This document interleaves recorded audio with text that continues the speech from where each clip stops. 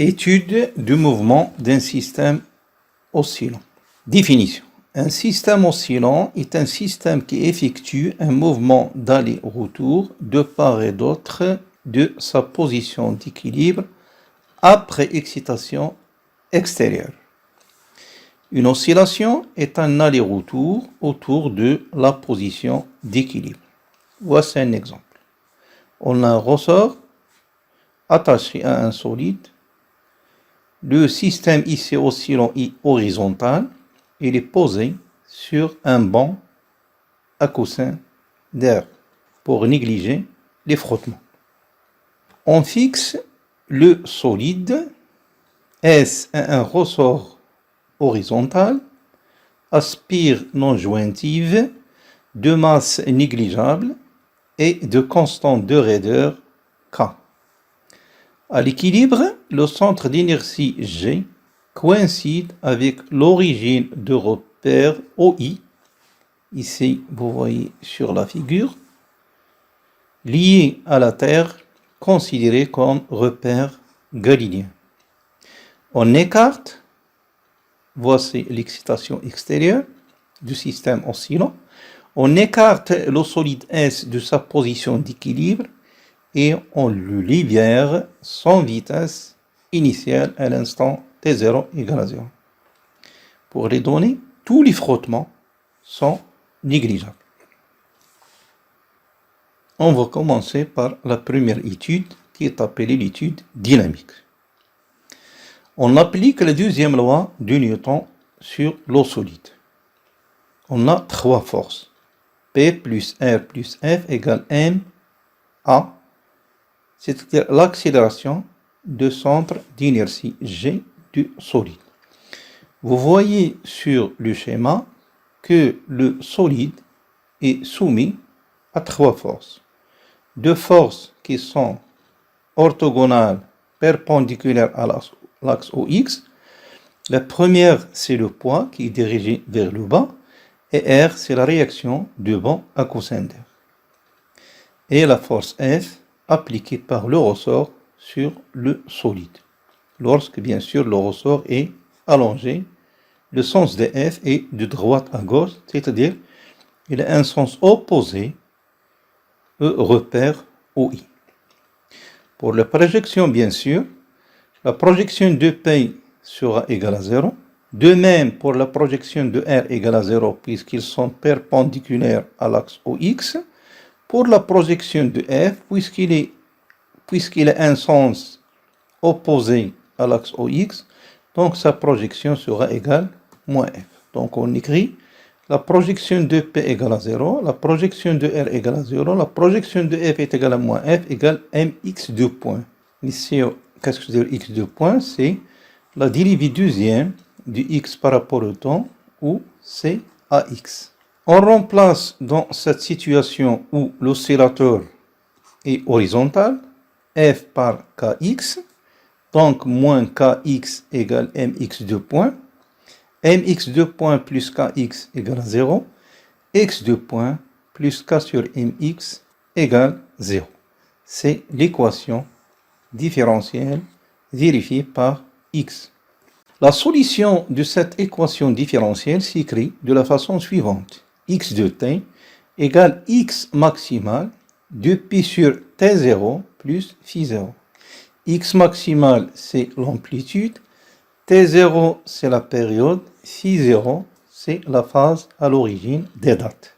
Pour la dérivée première, c'est-à-dire d du x sur d de t, notez x point égale. C'est moins x maximal du pi sur t0, sinus du pi sur t0t plus phi0. Pour la dérivée deuxième ou la dérivée seconde, qui est d carré x sur dt carré, notez x de point est égal moins x maximal 4 pi carré sur t0 carré fois cosinus du pi sur t0t plus phi0.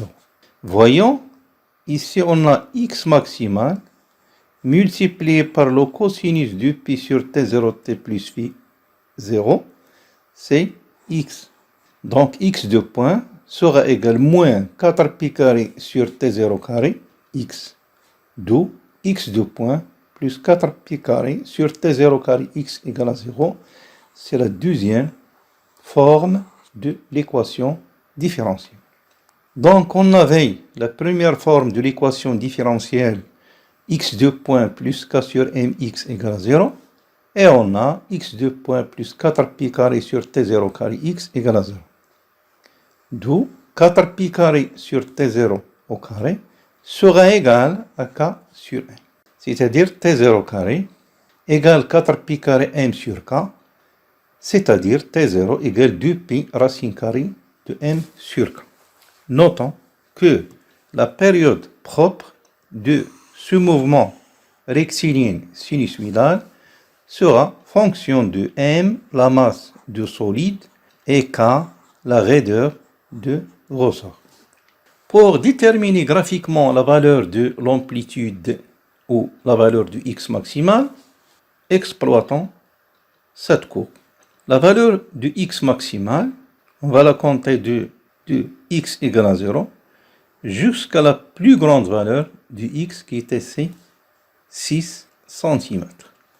Faites faire attention aux unités.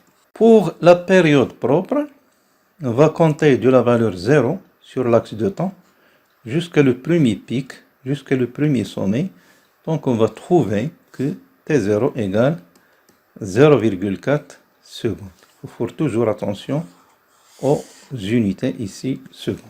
Pour la phase à l'origine de temps, phi 0, l'équation horaire du mouvement était x de t égale x maximal cosinus 2pi sur t0t plus phi 0. Lorsque t prend la valeur 0, c'est-à-dire à l'origine de temps, on aura x à l'instant t égale à 0 égale x maximal cosinus phi, puisque 0 fois 2pi sur t0 sera égal à 0. Donc cosinus phi est égal à x à l'instant t égale à 0 sur x maximal. En utilisant bien sûr la courbe, vous voyez que x à l'instant t égale à 0, c'est égal à 6 cm, ou c pour x maximal, on l'a déjà déterminé, est égal à 6 cm. Donc cosinus phi égale x max sur x max, 6 cm sur 6 cm est égal à 1, donc phi égale 0, ou phi 0 égale 0. C'est-à-dire, la phase à l'origine de temps est nulle. Passons à l'étude énergétique. On a trois types d'énergie, comme nous allons le voir. Pour l'énergie mécanique, c'est l'énergie cinétique plus l'énergie potentielle. On a deux types d'énergie potentielle. Énergie potentielle de pesanteur et on a une énergie potentielle élastique. On va choisir l'état où le ressort n'est pas déformé comme référence de l'énergie potentielle élastique. Ça, c'est pour le ressort. Et le plan horizontal contenant G comme état de référence de l'énergie potentielle de pesanteur EPP. Donc, l'énergie mécanique égale l'énergie cinétique à un instant T. Cette énergie cinétique est égale 1 demi mvx au carré. Ici, c'est la vitesse du solide. On a annulé l'énergie cinétique de ressort puisque sa masse est égale à 0. Plus l'énergie potentielle de pesanteur du système oscillant, plus l'énergie potentielle élastique à un instant. Pour l'énergie potentielle de pesanteur du système ici est égale à 0, il reste l'énergie potentielle élastique de ressort qui est égale à 1 demi k x au carré à un instant t. Donc on obtient seulement deux expressions de l'énergie qui vont constituer l'expression de l'énergie mécanique. Donc l'énergie mécanique égale l'énergie cinétique plus l'énergie potentielle élastique. Avec l'énergie cinétique est égale à 1 demi mvx au carré et l'énergie potentielle élastique est égale à 1 demi k x au carré. Ici, on aura l'énergie mécanique égale 1 demi k x au carré plus 1 demi m vx au carré. C'est une relation très importante à retenir. Passons à l'exploitation de cette expression de l'énergie mécanique. On a l'énergie mécanique égale 1 demi kx carré plus 1 demi mvx au carré. Et d'après les données, tous les frottements sont négligeables, c'est-à-dire que l'énergie mécanique du système oscillant est constante. Puisque les frottements sont nuls, on n'aura pas de perte ou de dissipation d'énergie lors de mouvements rectilignes sinusoïdale du système oscillant constitué par le solide S et le ressort en position horizontale. Puisque l'énergie mécanique égale une constante, donc sa dérivée sera égale à 0. Donc on va dériver l'expression de l'énergie mécanique. La dérivée de l'énergie mécanique par rapport au temps est égale à la dérivée par rapport au temps de l'énergie potentielle élastique qui est égale à 1 demi kx carré, plus la dérivée par rapport au temps de l'énergie cinétique qui est égale à 1 demi 1 Vx au carré. Tout cela égale à 0 parce que l'énergie mécanique, on a déjà dit qu'elle est constante. On obtient, en appliquant les règles de dérivation établies en mathématiques, la dérivée sur dt de 1 demi kx au carré, c'est 1 demi k, la dérivée par rapport à dt de x au carré, plus 1 demi 1 dérivé par rapport au temps de Vx au carré, le tout égal à 0. On obtient 1 demi k 2x dx sur dt, parce que x est une fonction de temps, plus 1 demi m de Vx d Vx sur dt est égal à 0. V dx dépend du temps aussi. Ce sont des fonctions horaires. Et on va simplifier par 2 et 2. On obtient kx dx sur dt. Ici, dx sur dt, je peux la remplacer par v de x. Je simplifie aussi par 2 et j'obtiens 1 Vx. d Vx sur dt, c'est le ax. Donc, kx Vx plus 1 Vx ax égale à 0. Je factorise par Vx, qui est dx sur dt. On obtient kx plus 1 t carré x sur dt carré, qui donne automatiquement x2 point plus k sur nx égale à 0. Ça, c'est l'équation différentielle de ce mouvement rectiligne sinusoïdal. Pour les diagrammes d'énergie, en général, on a 3 types de diagrammes d'énergie. On a un diagramme d'énergie fonction de temps, comme vous voyez ici. Donc, on a le premier diagramme qui représente les énergies fonction de temps. On a 3 types d'énergie. On a l'énergie qui est constante numéro 3, c'est l'énergie mécanique. Il se conserve, puisque les frottements sont négligeables. À l'instant t égale à 0, on avait la vitesse égale à 0, donc l'énergie cinétique est égale à 0. Donc l'énergie cinétique à l'instant t égale à 0 est nulle. Donc c'est la courbe numéro 2. Ça c'est pour l'énergie cinétique.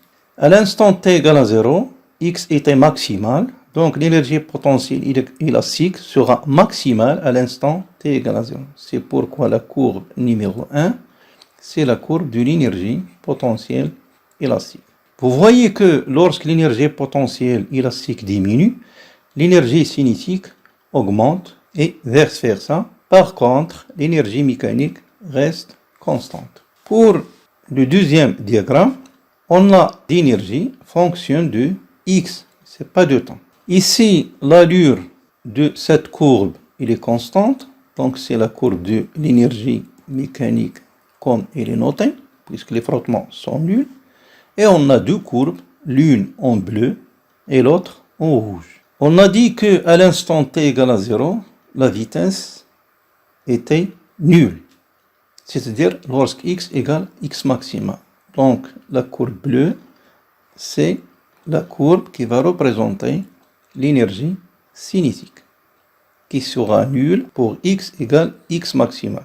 Pour x égale x maximal, l'énergie potentielle que j'ai déjà dit, elle est maximale. Donc la courbe rouge, c'est pour l'énergie potentielle élastique. Vous voyez aussi que lorsque l'énergie cinétique en bleu diminue, l'énergie potentielle en rouge augmente. Par contre, l'énergie mécanique reste constante.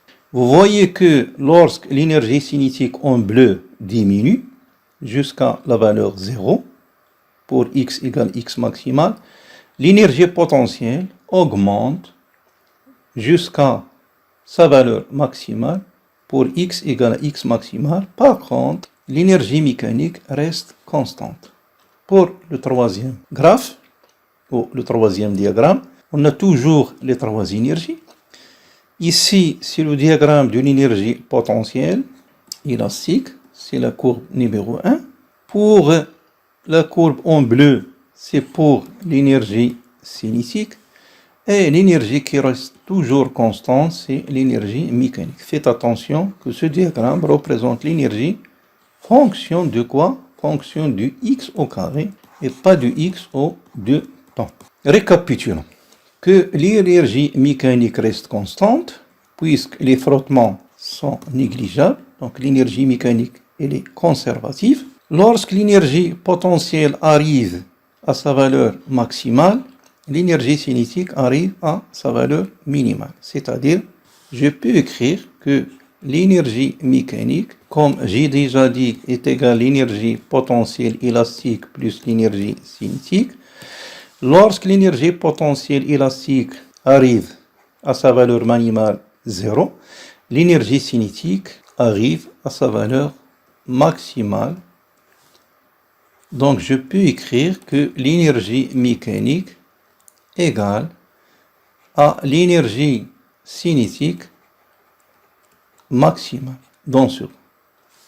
Dans le cas contraire, lorsque l'énergie potentielle élastique augmente, il arrive à sa valeur maximale. Ici, l'énergie cinétique diminue jusqu'à la valeur 0. Donc, je peux écrire que l'énergie mécanique est aussi peut être égale à l'énergie potentielle élastique maximale.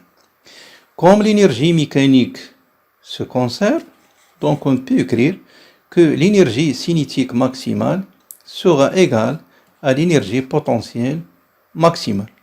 Passons au travail de la force F exercée par le ressort sur l'eau solide.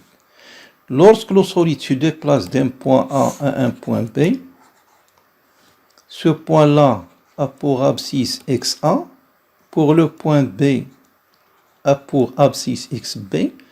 Donc ici, on aura une énergie potentielle élastique au point A, une autre énergie potentielle élastique au point B qui sont différents. Pour le travail de cette force, F, de A à B, est toujours égal à moins delta EP élastique. Il faut faire attention au signe moins. C'est-à-dire égal l'énergie potentielle au point B moins l'énergie potentielle élastique au point A. Je remplace.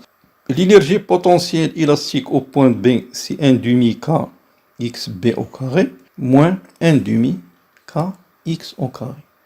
Donc je peux écrire que le W, le travail de la force de rappel exercée par le ressort sur le solide, sera égal à 1 demi K, je factorise par K, et j'inverse l'ordre, sera XA au carré, moins XB au carré.